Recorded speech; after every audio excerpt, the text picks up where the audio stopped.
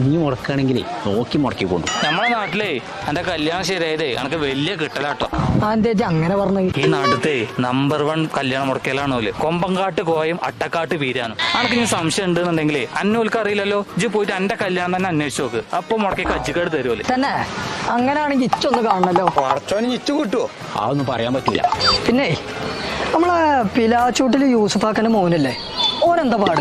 കല്യാണാന്വേഷണാണ്. ഇതൊന്നും മെല്ലെ ശരിയായി കൊടുക്ക്. ഇജ്ജ് ഒന്നുകൂടെ വന്ന വീരാണ് പോയിക്കോ. എനിക്ക് യൂസ്പെനെ കുറിച്ച് എത്താ അറിയാം. യൂസ്പെന്റെ മോശമാണ്. അതിന്റെ പുറത്ത് ആ ചെറുക്കണ്ടല്ലോ എന്തൊക്കെ ഇങ്ങനെ തെറ്റിക്കാണ്ടൊക്കെ കണക്കണ്ണു കൂടി മൂക്കു കൂടി ഒക്കെ വലിച്ചു. അത് ശരി. ആ പേരും കച്ചറയണേ. നിങ്ങൾ എവിടുന്നാണ്? ഞാനാണ് ആ മോനെ.